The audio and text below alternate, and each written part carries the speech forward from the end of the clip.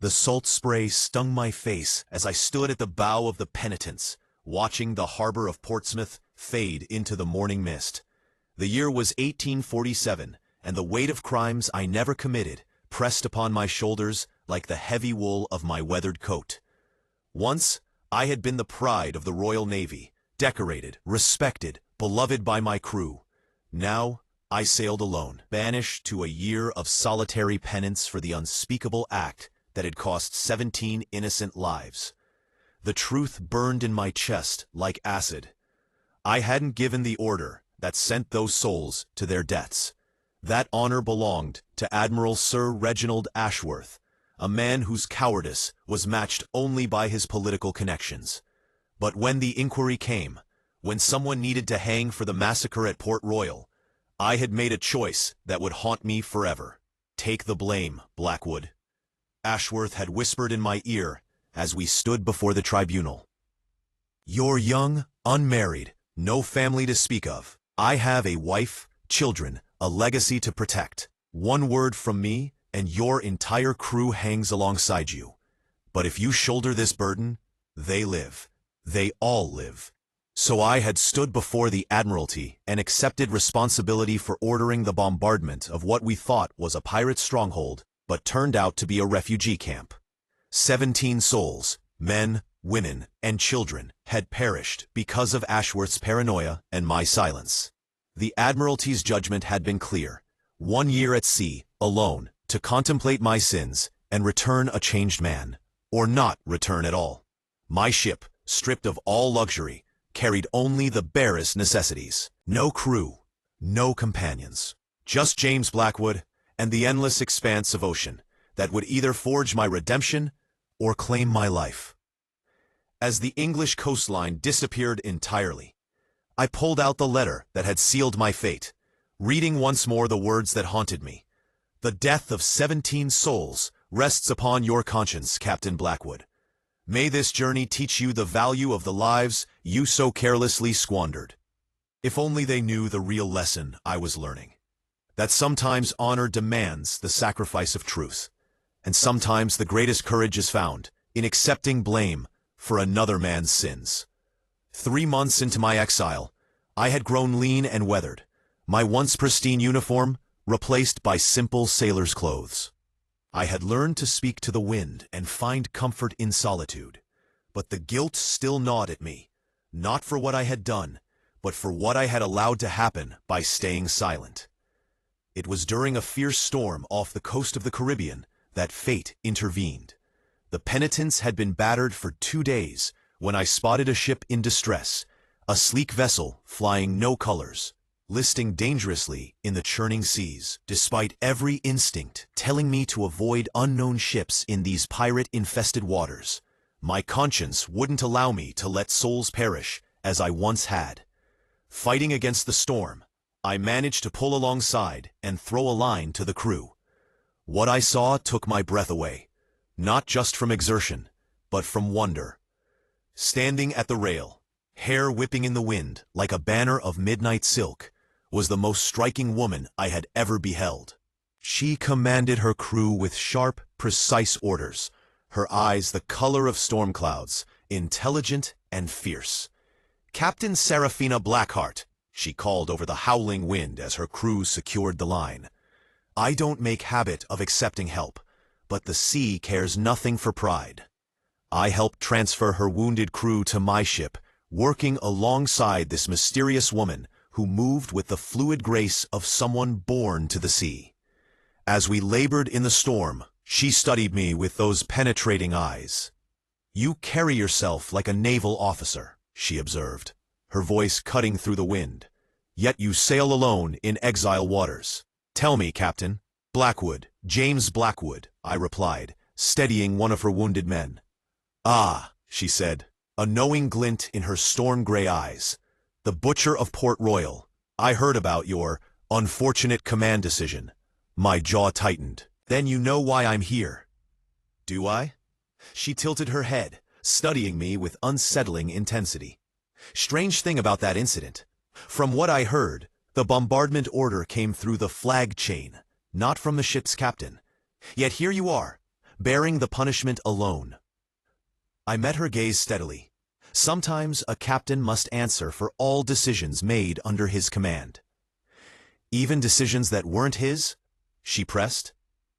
Especially those, I said quietly. Something shifted in her expression, not quite respect, but curiosity. As the storm passed, and her ship was deemed seaworthy again, she prepared to leave. I found myself desperate for more time with this enigmatic figure. "Captain Blackheart," I called, "might I know where I could find you again, to ensure your crew recovered fully?" She paused at the rail, studying me with those penetrating eyes. "Tell me, James Blackwood, what drives a man to accept blame for another's sins?" "The same thing that drives a woman to rule the seas, I imagine," I replied. "The belief that some things are worth more than one's own reputation." She smiled then, a mysterious curve of lips that sent my heart racing.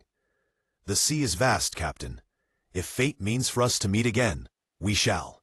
Though I warn you, I am not easily found by those who seek me, only by those who need me. And if I need you," I called as her crew prepared to depart. "Then you'll have to prove it," she replied, with a laugh that was like silver bells in the wind. "After all, any man noble enough to sacrifice his honor for his crew might be interesting enough to see again." With that cryptic farewell, she vanished into the Caribbean waters, leaving me staring at the horizon and feeling as if my entire world had shifted on its axis. For weeks, I found myself haunted not by my crimes, but by storm-gray eyes, and the memory of a woman who had seen through my sacrifice with unsettling clarity. I began to seek information about the notorious Captain Blackheart, learning she was indeed a pirate, but unlike any other. In a tavern in Tortuga, I overheard two merchants discussing her. "She saved our cargo ship from Spanish pirates last month," one said, "drove them off, then sailed away without taking so much as a coin from us." "Hey, but she's ruthless to those who deserve it," the other replied. "Heard she sunk 3 slave ships this year alone. Left the slavers floating in lifeboats, but freed every soul in chains." The barkeep, a grizzled old sailor, overheard our conversation. "You talking about the ghost captain? Strange woman, that one. Beautiful as a siren, smart as the devil, but cold as winter's heart. They say she feels nothing. No fear, no joy, no love. Just pure calculation." "Has anyone ever gotten close to her?" I asked, trying to sound casual. The barkeep laughed. "Many have tried, friend. Admirals have proposed marriage sight unseen. Pirates have challenged her for command. Merchants have offered fortunes just for her company. But she treats them all the same, like pieces on a chessboard. Useful or not useful, nothing more." I began tracking patterns in the sightings, spending my days of atonement, not just in solitude and reflection, but in a quest that gave my penance new meaning. Each story I heard painted the same picture: a woman of extraordinary capability who seemed to exist without the emotional connections that made us human. My search led me through treacherous waters, both literal and metaphorical. I faced down Spanish warships who mistook me for a pirate, weathered hurricanes that nearly claimed my life, and endured the mocking laughter of port authorities who thought me mad for seeking the ghost captain. In Nassau, I met an old pirate named One-Eyed Pete, who had sailed with Blackheart years before. After several rounds of rum, his tongue loosened. I knew her when she first took to the seas," Pete said, his single eye growing distant. "Wasn't always Blackheart, you know. Used to be Lady Seraphina something or other, English nobility." "What happened to her?" I pressed. "Murder," they said. "Killed her fiancé in cold blood, then fled before they could hang her. But here's the strange part. I was there the night she told the story to the crew. Said she didn't do it, but wouldn't say who did. Just sat there, calm as you please, and said sometimes the guilty go free while the innocent hang." My blood chilled. She took the blame for someone else? That's what I think. But it broke something inside her, see? Like she decided, if the world wanted to see her as heartless, she'd give them exactly that. Strangest lass I ever met after that. Sharp as a cutlass, brave as a lion, but it was like watching a brilliant mind trapped in a body that couldn't feel. Was she always so distant? Pete shook his head. First time I met her, she still had fire in her eyes. Anger, pain, determination. By the time I left her crew 2 years later, she was like a beautiful statue. Perfect, untouchable, and utterly alone. I left that tavern with my heart heavy, understanding now why Serafina Blackheart had seen through my own sacrifice so clearly. We were kindred spirits, two souls who had chosen to bear burdens that weren't truly ours, forever changed by the experience. 6 months into my exile, following a lead from a merchant captain, I found myself approaching a small, uncharted island shrouded in perpetual mist. Local legends spoke of it as cursed, a place where ships went missing and souls were lost. As I navigated the treacherous reefs surrounding the island, the Penitence was suddenly surrounded by sleek pirate vessels that seemed to materialize from the mist itself. I found myself staring down the barrels of a dozen cannons, my heart hammering not with fear, but with hope. Well, well, came that familiar voice across the water. Captain James Blackwood, you are either very brave or very foolish to seek out the island of forgotten souls. Serafina stood on the deck of her flagship, the Siren's Revenge, looking exactly as I remembered. Impossibly beautiful, utterly composed, and completely untouchable. Perhaps both, Captain Blackheart, I called back. But I've spent 6 months learning that some things are worth any risk. Have you now? Her voice carried a hint of amusement. And what pearl of wisdom has the infamous butcher of Port Royal discovered in his exile? The barb stung, but I held her gaze.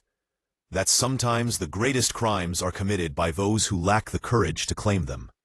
Something flickered in her eyes, recognition perhaps, or surprise.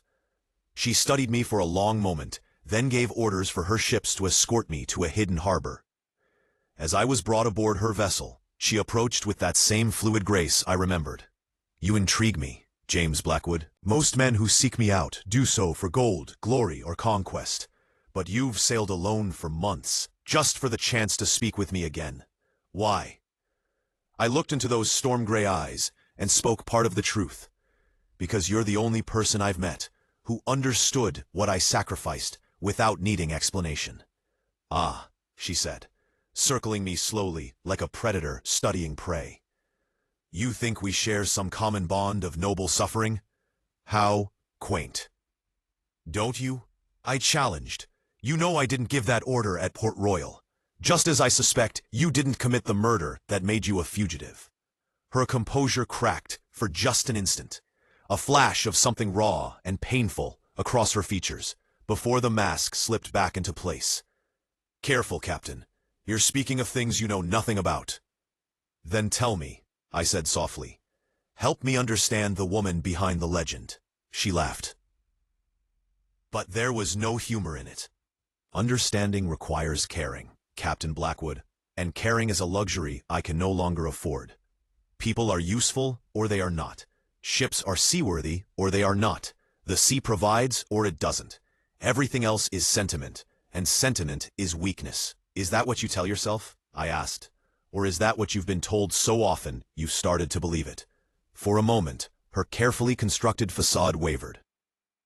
And I glimpsed something vulnerable beneath. Then the walls slammed back up, stronger than before. You may stay, she said curtly. Your skills as a navigator might prove useful. But don't mistake my pragmatism for sentiment, Captain. And don't mistake my interest for anything more than curiosity about a man foolish enough to throw away his life for a principle. It was during a raid on a slave ship that I first saw true cracks in Serafina's emotional armor. We had received word that the notorious slaver Devil's Bargain was passing through our waters, carrying a cargo of children stolen from African villages. This is madness, I told her as we prepared for battle. That ship has 40 guns to our 20. The odds don't matter, she cut me off, her voice colder than I'd ever heard it. There are children in that hold, James. Children. The battle was fierce. And I fought alongside the woman I was falling in love with, watching her command with tactical brilliance that would have impressed any admiral. Her crew followed her with absolute devotion, and I began to understand why. She might claim to feel nothing, but her actions spoke of a deep, abiding compassion she refused to acknowledge. When we finally breached the slain ship's defenses and broke open the holds, the sight that greeted us was heartbreaking. Dozens of children, some barely old enough to walk, chained in conditions that would break the spirit of hardened criminals. As Serafina knelt beside a young girl who couldn't have been more than 8, something extraordinary happened. The child, who should have been terrified of yet another stranger, reached out and touched Serafina's cheek with complete trust. "Mama said angels would come," the little girl whispered in broken English. "Are you my angel?" I watched in amazement as tears, actual tears, began to slide down Serafina's cheeks. Her carefully constructed walls were crumbling, and the woman beneath was finally breaking free. "I don't understand," she whispered to me later, as we stood in her cabin, her hands shaking as she tried to process the overwhelming emotions flooding through her. That child looked at me with such trust, such hope, and something inside me just broke open. "That wasn't breaking," I said gently, taking her trembling hands in mine. "That was healing." She looked up at me with wonder and terror warring in her eyes. "I can't stop thinking about her, about all of them, about you. My mind, which once worked with perfect clarity, is clouded with feeling," I finished, "with caring, with all the things that make us human." "But it hurts," she whispered, as if confessing a terrible secret. "Caring hurts so much. How do people bear it?" I cupped her face in my hands, marveling at the trust it took for her to allow such intimacy. Because the joy is worth the pain. Because connection is worth the risk. Because loving someone, even if it terrifies you, is better than being alone with your perfect, empty control. For a moment, I thought she might kiss me. Her lips parted slightly, her eyes darkened, and she leaned into my touch. Then fear flickered across her features, and she pulled away. "I need time," she said, but her voice was softer than I'd ever heard it. "This is all so overwhelming." "It's Inti Roberts. I have time," I told her. "All the time you need." As Serafina began to rediscover her capacity for emotion, she became increasingly disturbed by the intensity of what she felt. Years of suppressing every feeling had left her ill-equipped to handle the flood of sensations my presence evoked. "Do you understand that? I used to be able to make decisions without hesitation, to see situations with perfect clarity. Now every choice is clouded by caring about the consequences," I finished, "by considering how your actions affect others." "It's maddening," she exploded, whirling to face me. "Yesterday I spent an entire hour debating whether to attack a Spanish merchant vessel because I kept thinking about the sailors' families. Their families, James. When did I start caring about the families of my enemies?" "When you remembered you have a heart," I said softly. "Oh, bitterly, a heart? This thing that makes me weak, that makes me hesitate when I should act, that makes me dream about what?" I prompted gently. "About you," she whispered, her voice breaking. "I dream about you constantly, about what it would be like to let myself trust someone completely, to let someone see all of me, not just the cold, calculating pirate captain, but the frightened girl who never stopped believing in justice, even when the world showed her none." I moved closer, my heart racing. "Serafina." "No," she said, backing away. "Don't you see? This is exactly what I was afraid of. The moment I let myself feel, I become vulnerable, weak, dependent on someone else for my happiness." "Or maybe," I suggested, "you become complete." She stared at me for a long moment, tears glistening in her eyes. "What if you leave? What if this is all some elaborate game, and you're just amusing yourself with the infamous pirate queen. What if I let myself love you, and you decide I'm not worth the trouble?" The raw vulnerability in her voice broke my heart. I crossed the cabin in 2 strides and pulled her into my arms, holding her as she trembled against me. "I took the blame for 17 deaths to protect men I barely knew," I said fiercely. "Do you really think I would cross an ocean and risk everything just to toy with your emotions? Serafina, I would die before I hurt you. I would give up everything I have, everything I am, just to see you smile without reservation." She pulled back to look at me, searching my face for any sign of deception. "How can you be so certain?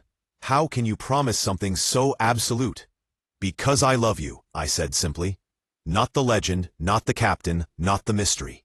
I love the woman who weeps for enslaved children, who builds sanctuaries for outcasts, who sacrificed her entire life to protect an innocent girl. I love your brilliant mind, your fierce courage, and yes, even your stubborn refusal to admit you have the most generous heart I've ever known." She stared at me in wonder, as if I had just revealed some impossible truth. "You really mean that?" "Every word. And you're not afraid of loving someone like me?" I smiled, brushing a tear from her cheek. "Terrified. Loving you means risking everything.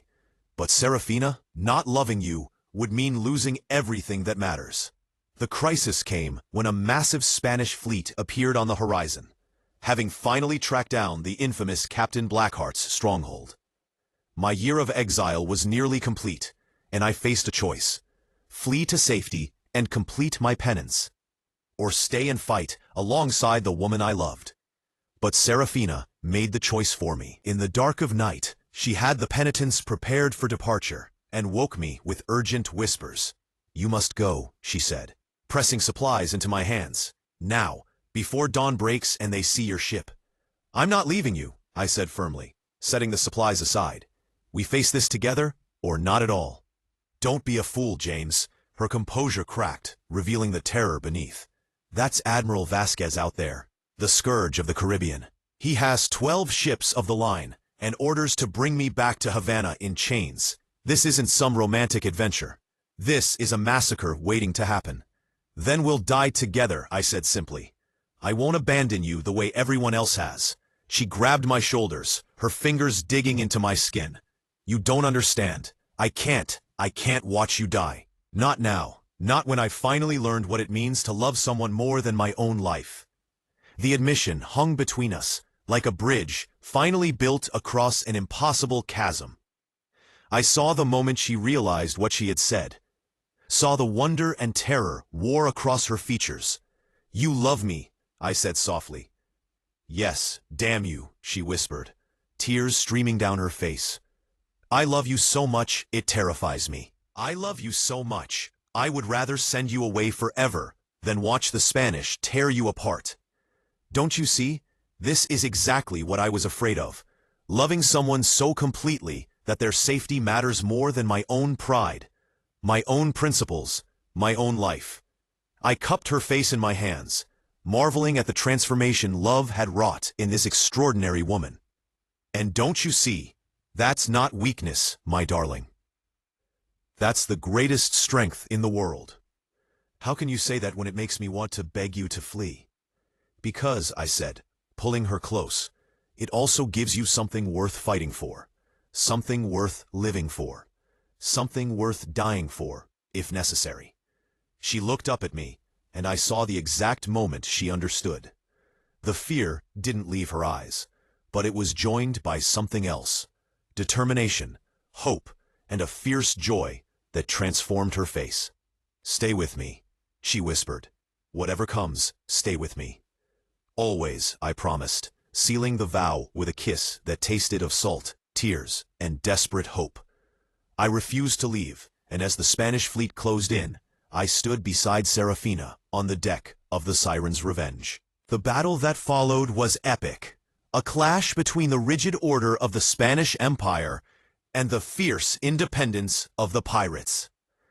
"Remember," Serafina called to her captains as they prepared for battle, We're not just fighting for our lives today. We're fighting for every soul who ever needed a second chance. Every child who dreams of freedom. Every heart that refuses to be broken by injustice. Her words electrified the crew, and I watched in awe as this woman I loved transformed into a warrior goddess, commanding her fleet with strategic brilliance that would have made Nelson weep with envy. But it was during the heat of combat that Serafina finally, fully understood what I had been trying to teach her. A Spanish marksman in the crow's nest of the flagship had me in his sights, and I never saw the musket ball coming. The impact spun me around and sent me crashing to the deck, blood spreading across my chest. The anguish that tore from Serafina's throat was like nothing I had ever heard, a sound of such primal grief that it seemed to shake the very foundations of the sea. In that moment, watching the man she loved bleeding on the deck, all her careful walls crumbled entirely. "No," she whispered, dropping to her knees beside me. "No, no, no. You don't get to leave me. Not now. Not when I finally found you." As consciousness faded, I heard her voice change. No longer the anguished woman, but the legendary captain who had conquered the Caribbean. She was shouting orders, rallying her crews, and I could hear the fury in her voice. "All ships. Attack formation, Kraken's embrace. Target their flagship first. I want Admiral Vasquez to watch his fleet burn before we take him alive. Anyone who harms James Blackwood dies screaming." The battle turned in that moment. Serafina fought like a woman possessed, her love giving her strength beyond anything she had ever known. She personally led the boarding party that captured the Spanish flagship, her blade finding Admiral Vasquez's throat. "Surrender," she hissed, "or watch your men die one by one while you beg for mercy you'll never receive." But when victory was won, she cared for nothing except the man lying pale and still in her cabin. I survived, though it took weeks for me to recover. During my convalescence, Serafina barely left my side, and in those quiet hours, she finally allowed herself to feel everything she had suppressed for so long. "I thought I had lost you," she whispered one night, as I drifted in and out of fever dreams. "I thought I had finally found love, only to watch it die in my arms. It would have been fitting, I suppose. The pirate queen who destroys everything she touches." "You don't destroy," I said weakly, reaching for her hand. "You save, you protect, you give hope to the hopeless." "I nearly got you killed with my stubbornness," she protested. "If I had been stronger, I would have sent you away." "If you had sent me away, I would have sailed right back," I interrupted. "Serafina, don't you understand? You didn't make me weak by loving me. You made me complete. For the first time in my life, I had something worth fighting for, besides duty, or honor, or guilt." She was quiet for a long moment, studying our intertwined fingers. "The Spanish Admiral, Vasquez, he knew my real name, my real story. He's been hunting me for years, not just as a pirate, but as Lady Serafina Ashworth, fugitive from English justice." "What did you tell him?" A small smile played at her lips. "That Lady Serafina Ashworth died the night she fled England, that I am Captain Serafina Blackheart, and I answer to no crown, English or Spanish." "And what did he say to that?" "He laughed, said that running from the truth wouldn't change it, that I could play pirate all I wanted, but I was still a murderer, fleeing justice." Her smile widened. "So I told him the truth, all of it, about Edmund, about my cousin, about the choice I made to protect an innocent child." My heart stopped. "Serafina." "He didn't believe me, of course, but his lieutenant did." Apparently, Lord Edmund Carstairs had quite a reputation in Spanish colonial society as well. Young girls from good families who visited the Carstairs estate and returned changed. What happened then? The lieutenant, Captain Rodriguez, he was an honorable man. He said he had daughters of his own, and that if someone had saved them from a monster like Carstairs, he would consider that person a hero, not a criminal. She looked up at me, tears glistening in her eyes. "He's agreed to testify on my behalf if I return to face English justice." I struggled to sit up, alarm coursing through me. You can't seriously be considering. I am, she said firmly. James, I'm tired of running. Tired of hiding behind the legend of Captain Blackheart. Tired of letting fear rule my life. If we're going to have a future together, I want it built on truth, not shadows. And if they don't believe you, if they decide to hang you anyway.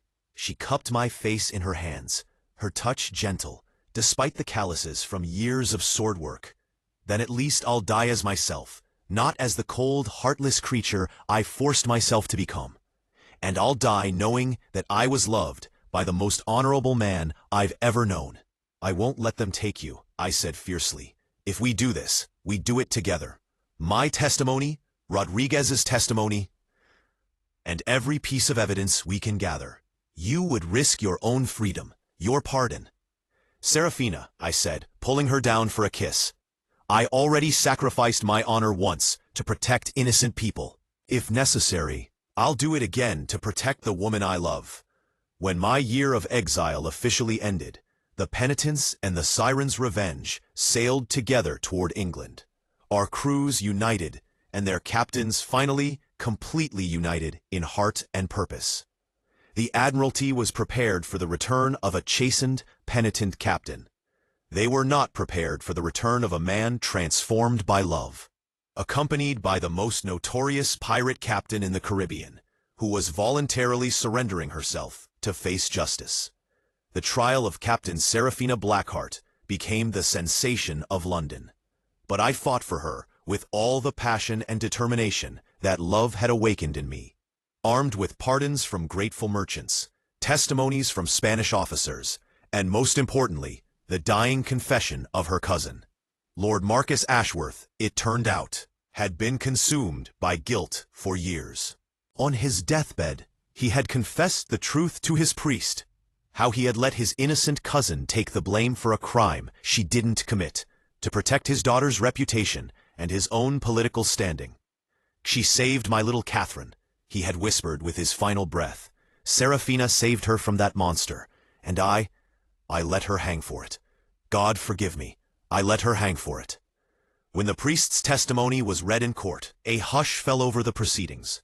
Here was a man of God, bound by sacred oath, repeating the final confession of a dying lord. Even the most skeptical judges couldn't dismiss such evidence. Captain Rodriguez's testimony sealed the matter. His account of Carstairs' reputation in Spanish colonial society, combined with the testimony of other victims who finally found the courage to speak, painted a picture of systematic predation that made Serafina's actions not just understandable, but heroic. The verdict, when it came, was unanimous. Lady Serafina Ashworth was not only innocent of murder, but had acted in defense of an innocent child. All charges were dismissed, her exile was declared void, and her noble titles were restored. As we stood together outside the courthouse, Serafina turned to me with tears in her eyes. I keep waiting to wake up from this dream. After years of believing I was exactly what they accused me of being, I can hardly believe. Believe it, I said, pulling her close. You're free, my love. We both are. And what happens now? She asked. Lady Serafina Ashworth is hardly equipped for the mundane life of a proper English lady. I smiled, taking her hands in mine. Then it's fortunate you're marrying a disgraced naval captain with a reputation for unconventional methods. I have a proposition for you, my lady. Oh? And what might that be, Captain Blackwood? The Admiralty has offered me a commission, not as punishment this time, but as recognition. They want me to lead a new initiative against the slave trade in the Caribbean. It seems they've realized that sometimes the best way to catch pirates is to think like one. I grinned. They've also agreed to grant a letter of marque to any experienced captain who might assist in this endeavor. Her eyes widened with understanding and delight. You mean, Captain Serafina Blackwood, if you'll have me as both husband and partner, we'll have the full backing of the Crown to do what you've been doing all along, fighting injustice on the high seas. Only now, we'll do it together, and we'll do it legally. She laughed, the first truly joyful sound I had ever heard from her. "You magnificent, impossible man. You're offering me everything I never dared to dream of. Love, purpose, redemption, and the sea. Is that a yes?" Instead of answering with words, she kissed me there, on the steps of the courthouse, in full view of London society, with all the passion and joy of a woman who had finally learned that she was worthy of love. 5 years later, I commanded a new ship, the Second Chance, with my wife Serafina at my side as my first mate and co-captain. We had founded not just a shipping company, but a new branch of the Royal Navy dedicated to humanitarian missions across the Atlantic. Our love story had become legend among sailors, the tale of a captain who found his soul in the depths of his darkest hour, and a pirate queen who discovered her heart in the arms of a man who saw her not as a prize to be won, but as a person to be cherished. Standing on the deck of our ship, watching our twin children play while the crew prepared for another voyage, I marveled at the journey that had brought us to this moment. Our son had Serafina's storm-gray eyes and fearless spirit, while our daughter possessed my stubborn sense of justice and her mother's brilliant tactical mind. "Do you ever regret it?" I asked Serafina, watching her show our daughter the proper way to read the wind. "The life you gave up?" Serafina turned to me, her eyes now warm with the light of complete happiness, yet still holding that hint of mystery that had first captivated me. "How can I regret trading an empty crown for a full heart? I was never truly alive until I learned to love, and learned that I was worthy of being loved in return. Even knowing the pain that comes with caring so deeply?" She smiled, that radiant expression that never failed to take my breath away. "Especially knowing that. The pain proves it's real, James. Every fear I feel for your safety, every joy I take in our children's laughter, every moment of contentment in your arms, it's all proof that I'm finally, truly alive." Our latest mission was taking us back to the Caribbean, where we would work with former members of Serafina's old crew to establish new safe havens for freed slaves. The island of Forgotten Souls had become a thriving community, and Captain Rodriguez, now our closest ally in the Spanish Navy, had helped us establish similar sanctuaries throughout the region. "Papa," our daughter called out, "Mama says you used to be sad before you met her. Is that true?" I looked at Serafina, who was trying not to smile at our daughter's directness. "Not sad, little one. Empty. I thought I knew what honor meant, what duty required, but I had forgotten the most important lesson of all." "What lesson?" our son asked, scrambling over to join the conversation. "That true honor isn't about following orders or protecting your reputation," I said, gathering them both close. "It's about protecting those who can't protect themselves, standing up for what's right even when it costs you everything, and never ever abandoning the people you love." "Is that why you took the blame for something you didn't do?" our daughter asked, with the uncomfortable perception of the very young. Serafina and I exchanged a look. We had always been honest with our children about our pasts, believing they deserved to understand the choices that had shaped their parents. "Yes," I said simply, "sometimes being honorable means accepting consequences you don't deserve to protect people who do deserve protection." "Like how Mama protected that little girl?" our son added. "Exactly like that," Serafina said, her voice soft with remembered pain and present joy. "Sometimes love means making sacrifices, but the beautiful thing is, when you find the right person to love, those sacrifices don't feel like losses anymore. They feel like choices you're proud to have made." As our ship sailed toward the horizon, I reflected on the truth I had learned during my year of penance and the years of love that followed.